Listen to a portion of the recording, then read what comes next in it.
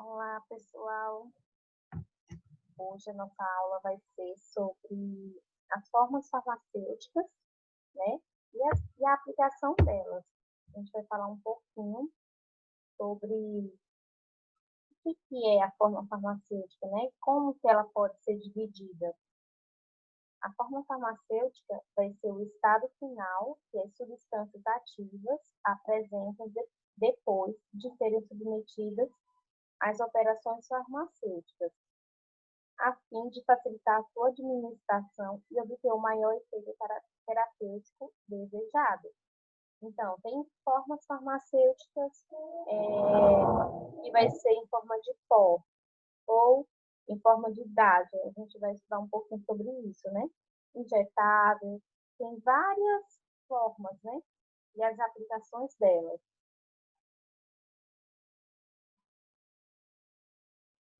Aí ela vai ser dividida em sólidas, né? São as cápsulas, comprimidos, as drágeas, os implantes, os óvulos, pílulas, né? Supositórios, pós.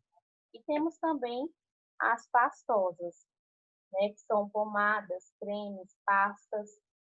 As líquidas, que elas podem ser em suspensões, ou seja, o medicamento, ele fica as partículas embaixo, ela fica dividida em duas fases. Então, essa suspensão, por exemplo, um xarope, sempre vocês podem prestar atenção, que a forma de utilizar ele é agitando antes de usar. Por quê? Porque as partículas ficam embaixo, né? Então, se a pessoa só abre o xarope e toma, ela não vai estar tomando o princípio ativo necessário que ela precisa. Temos aí as emulsões também, xaropes e enemas, que a gente vai falar mais para frente, tá? As gasosas, que são os inalantes. Uma forma muito comum é os comprimidos. Comprimido é uma contenção, gente. Mistura, né, o princípio ativo, os recipientes do comprimido e prensa, né? Então, vai se dar o comprimido. Eles variam de tamanho, forma, a dureza, espessura e características. Comprimidos são revestidos. Eles possuem camada única ou múltiplas. As drágeas possuem uma ou mais camadas revestidas com outras substâncias, como gomas.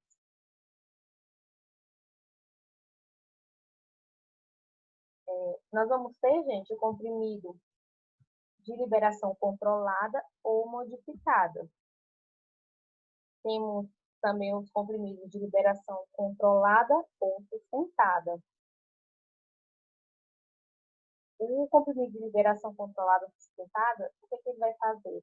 Ele vai manter, né, o fármaco de 8 a 12 horas no organismo. O de liberação controlada, gente, como eu falei, ou modificada, ele pode ser ou liberado aos poucos, entendeu? Então, por exemplo, metformina, nós temos, é muito usado, né? É o metformina XR. Ele tem a liberação dele de forma controlada. Por quê?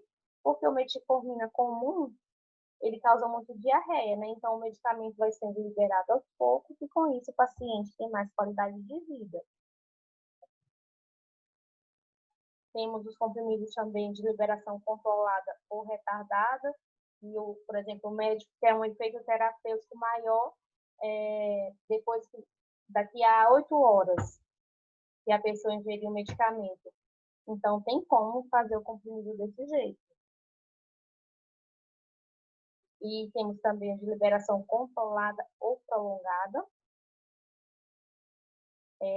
Esses medicamentos, gente, hoje em dia são muito comuns nas caixinhas, né?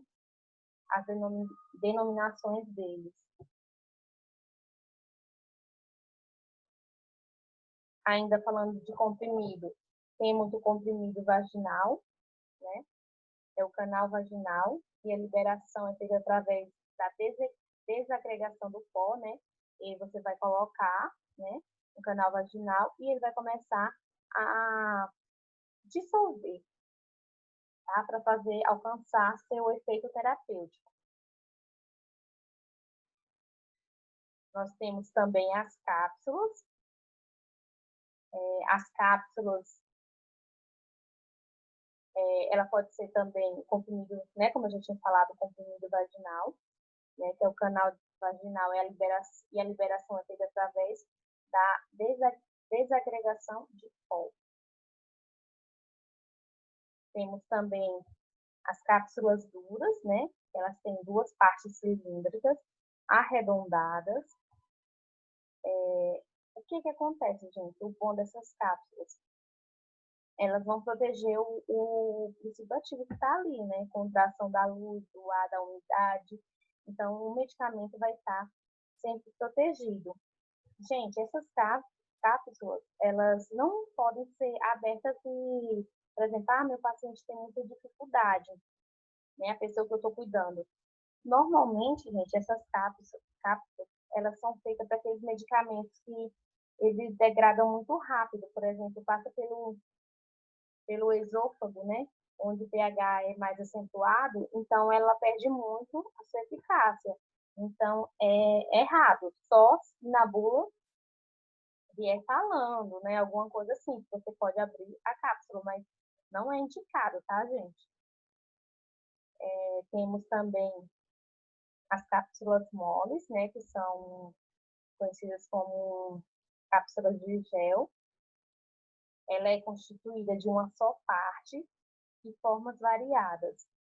São involucros cheios e fechados em um único ciclo de fabricação. Então, ela tem só uma linha onde ela é fechada. Essas cápsulas gelatinosas, gente, é bem mais fácil, né, para administração em idosos, porque ela desliza bem, então eles têm mais facilidade de utilizá-las.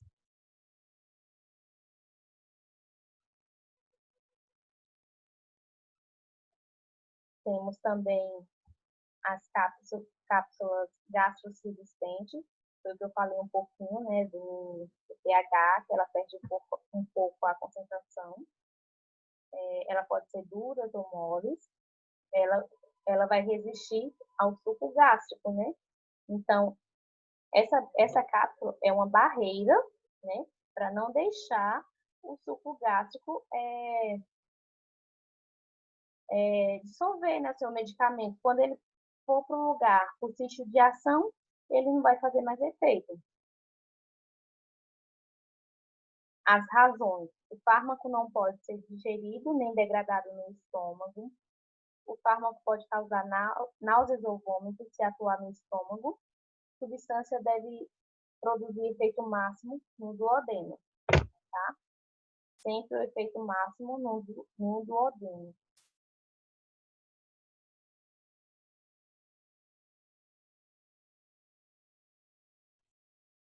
Pílulas.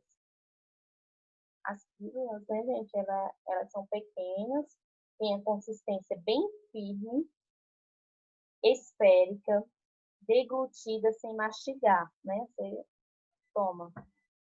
Podem ser gastrosolúveis ou gastroresistentes, né?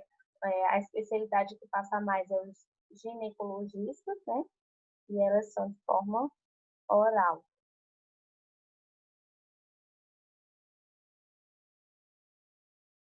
Os pós, gente. Pós são misturas de substância.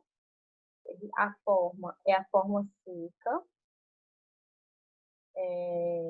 Os tipos, nós temos os pós para administração oral, né?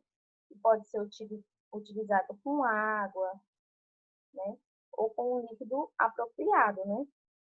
Normalmente as pessoas perguntam muito se pode ser ingeridas com leite. Não é muito indicado, tá, gente?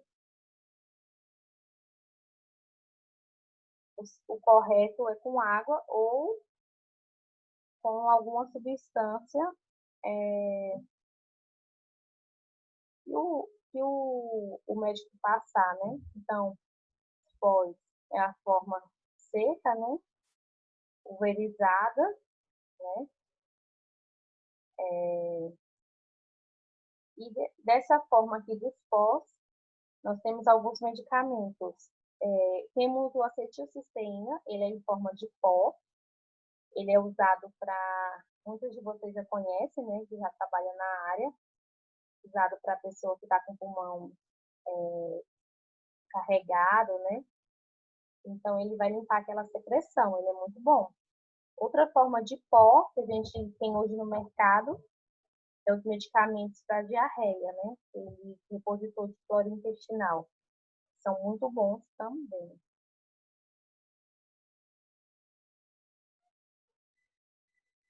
Aí nós temos que falar um pouquinho sobre tipos. Temos também os efervescentes, né? Que ele é igual ao anterior, porém possui em sua formulação ácido e base. E quando em contato com a água, libera dióxido de carbono. Então, ele faz aquele barulhinho, né, gente? Então, são os pós efervescentes.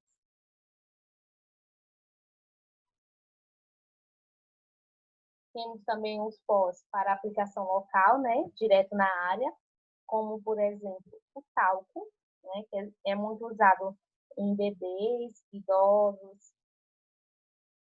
Ele evita contato, né, com a fralda ou com a roupa do idoso. Então, vai evitar assadura. Temos também, gente, o pó para preparação de medicamentos, suspensão ou solução. Lembra que eu falei no início da aula da suspensão? Você coloca, né, o pó, o dissipativo vai estar contido ali, e as gotículas vão ficar espalhadas naquele líquido. Então, por isso que a gente tem que agitar antes de utilizar.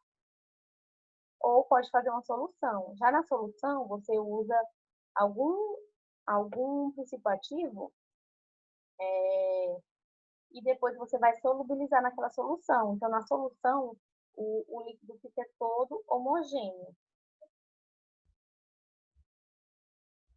Tem também, né, gente, os supositórios. Eles são destinados à inserção em orifícios. O que vai acontecer? Ele vai introduz, né, no ânus, ele vai amolecer, dissolve e aí começa o efeito. Ele é um dos métodos que tem um índice melhor de confiança, porque o efeito dele é muito rápido, né? Dependendo do estado do paciente, não adianta ser o medicamento, tem que ser o supositório.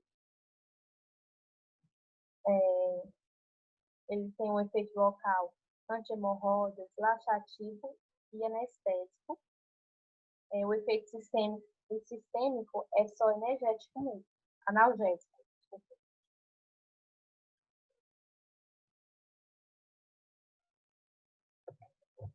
Os óvulos.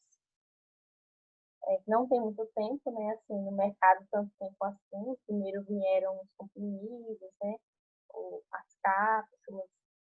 Os óvulos, gente, eles são preparações de aplicação vaginal. A forma é ovoide, né, consistência sólida, destinada à introdução na vagina.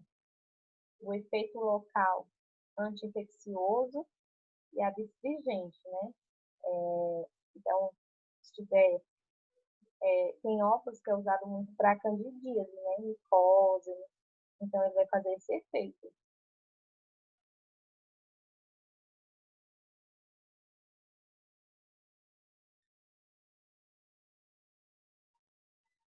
Temos também aqui as formas farmacêuticas semissólidas, que são as pomadas.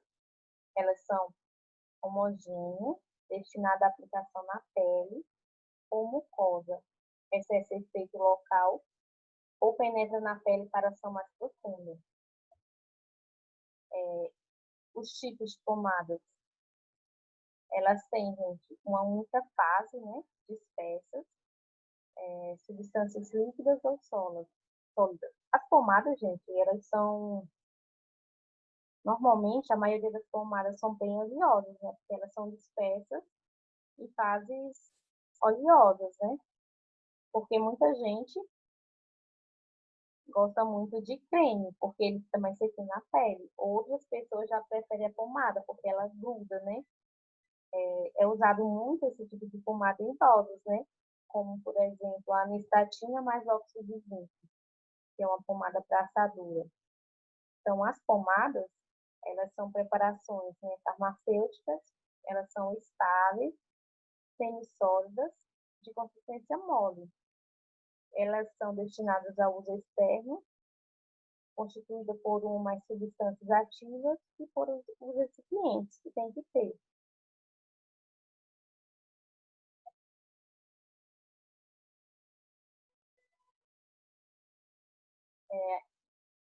Ainda vamos falar um pouquinho ainda sobre pomadas. Nós temos as pomadas hidrofóbicas, que elas são mais oleosas. Elas, na formulação dela, contém vaselina, parafina, os óleos vegetais e animais também, e ceras. Temos as pomadas absorventes de água. Elas absorvem quantidades importantes de água misturada nos óleos. Temos também as pomadas hidrofílicas, que elas são preparações que são misturadas em água. Ela vem muito com esse recipiente aqui, ó, polietileno glicol. Essa substância você vai ver em muitos produtos.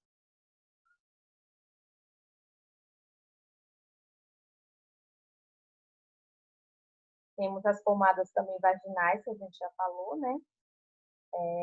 Elas são mais ácidas por causa do pH vaginal, que é bem menor que o da pele. Sempre a gente vai fazer um produto, o pH do produto é muito importante, né? Ah, vou usar um produto para a pele, o pH tem que ser o pH próximo da pele, né? Então, próximo ou igual. Temos as pomadas oftálmicas, né? Elas são, gente, estéreis, tem que ser estéreis, e a aplicação dela é no olho, né?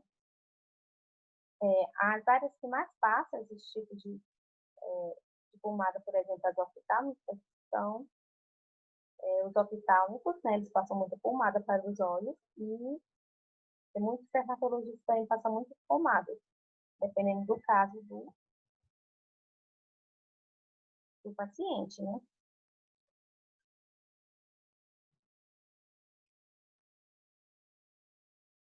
Aí temos aqui as pomadas cremosas, os cremes e emulsões. Nós temos líquidas ou semissólidas, cremosa, resultante da mistura de um líquido no outro, com o uso de um emulsificante. O que acontece? Vai fazer o produto, né? Tem um líquido, aí você vai colocar um líquido dentro do outro, né? Numa fase cremosa, em um creme, né? Eles vão ser immiscíveis, eles vão se misturar, e daí você tem um produto. Nós temos também, gente, as pomadas e a geleia, né? Ela é composta pela mistura de partículas em um líquido. Aqui fala um pouquinho sobre os tipos de géis. Nós também temos os géis hidrofóbicos, que é constituído por óleo, e hidrofílicos, que a maior parte é água.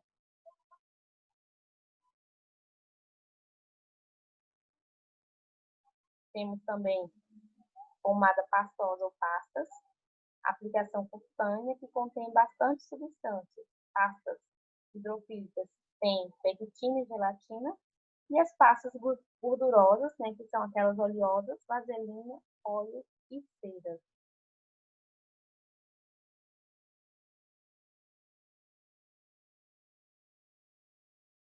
Aqui, gente, são as suspensões que eu falei para vocês, né? É um líquido com partículas que não são solúveis. Eles não conseguem se solubilizar, né? Se misturar. Então, eles vão formar micelas. Por isso que sempre nós temos que agitar. Vocês estão vendo aqui, ó, uma, uma fase de soluto, né? E outra fase aqui, ó, do líquido, tá vendo? Então, para exercer o efeito terapêutico, tem que misturar.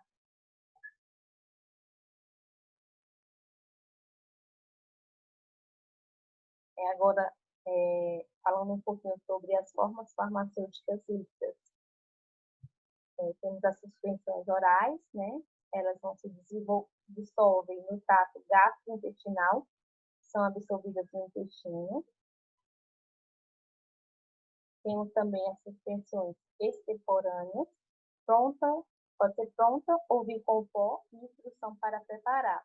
Um exemplo é aquela amoxicilina. Pode chegar para vocês, tem que preparar o produto. Vem a quantidade certa de água que vocês têm que colocar no pó.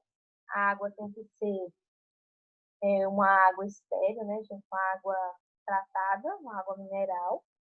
Vai agitar o produto e toda vez que o paciente for tomar, tem que agitar essa preparação, ok?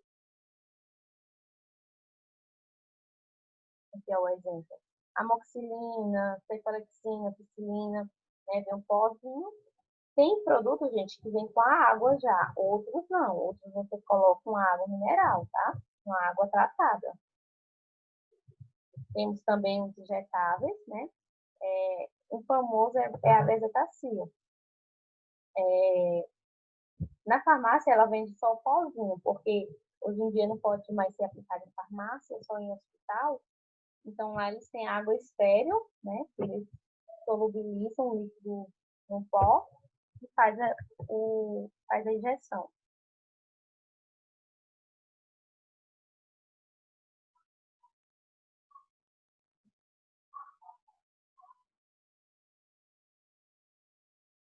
Nós temos também suspensões injetáveis, elas são estéreis, com partículas, de solução lenta e prolongada, porém injeção dolorida.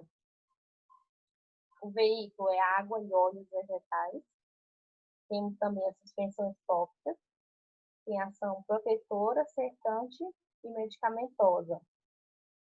E as suspensões oftálmicas, que são estéreis.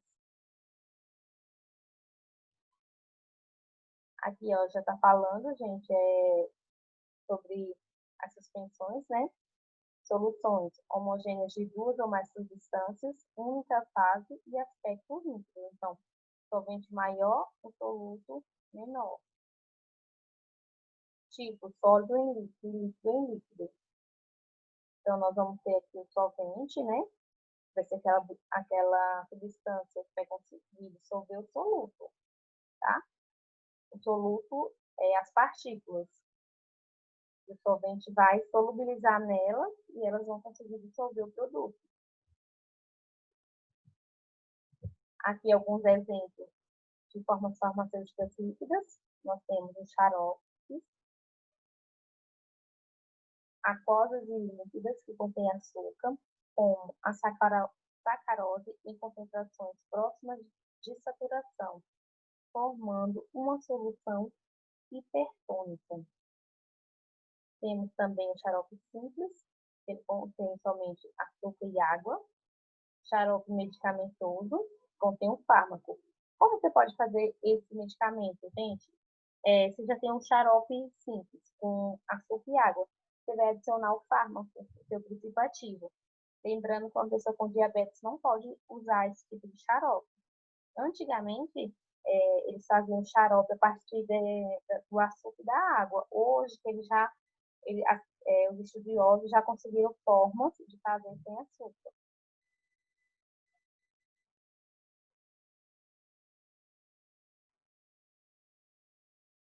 Temos também as formas farmacêuticas líquidas. Ela é isotônica, estéril e o pH é de 7,4. As vias de administração, gente.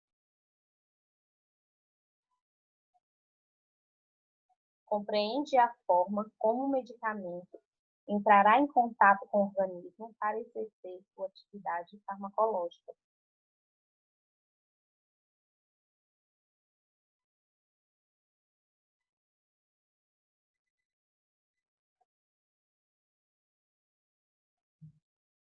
Aqui esse slide é falando um pouquinho como ocorre a absorção, aqui é a nível de conhecimento, tá, gente?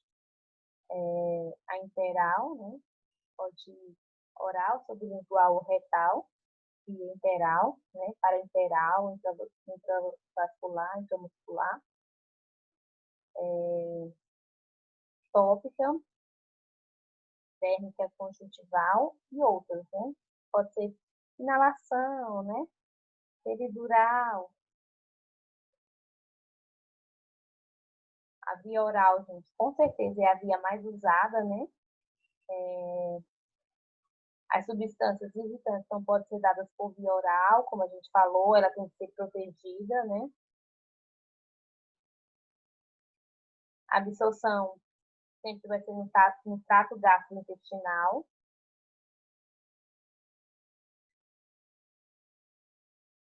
Temos também a via oral, né?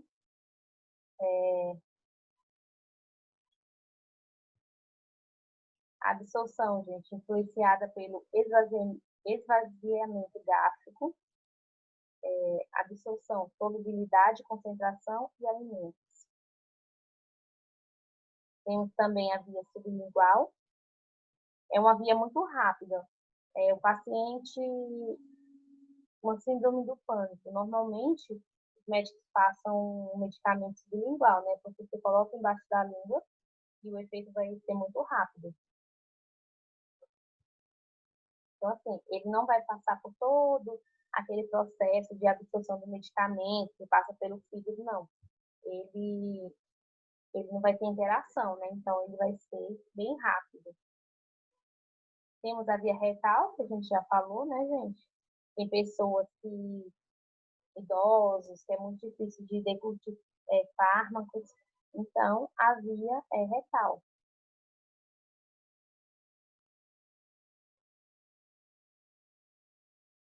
Temos a via conjuntival,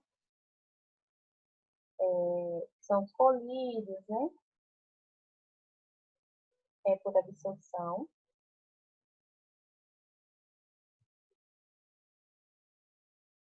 A via inalatória, né? Muito usada para pessoas que têm asma.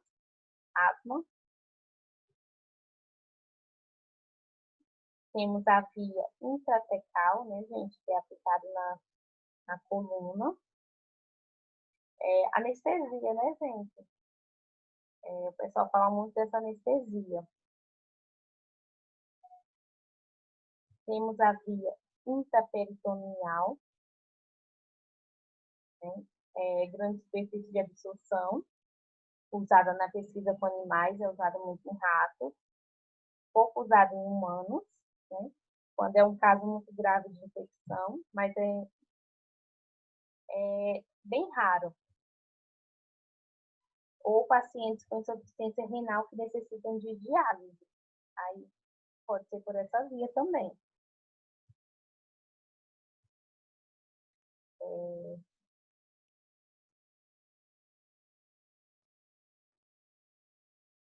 Aqui a gente vai falar tá falando um pouquinho sobre os injetáveis, né?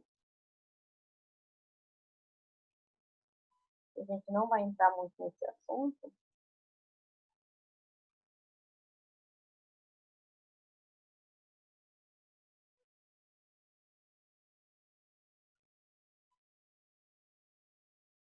Ai, gente, uma coisa que eu quero falar com vocês é sobre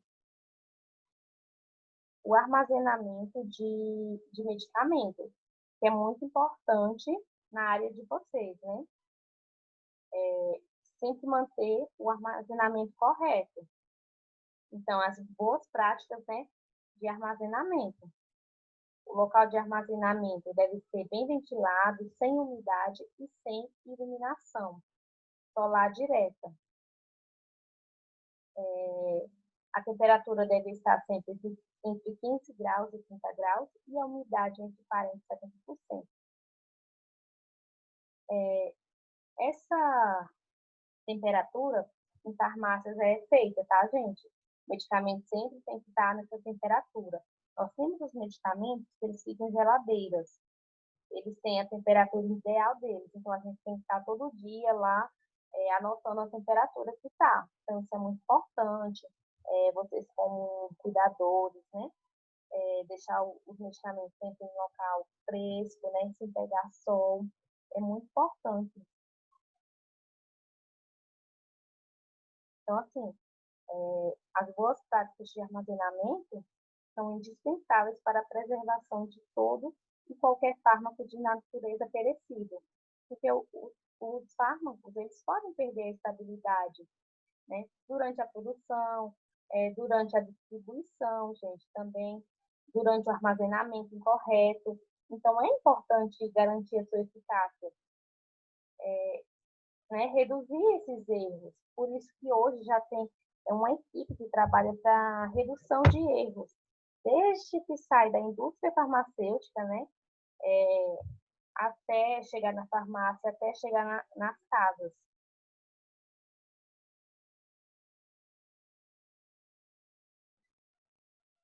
Esse aqui também, gente, quero focar um pouquinho com vocês no planejamento diário de medicamentos.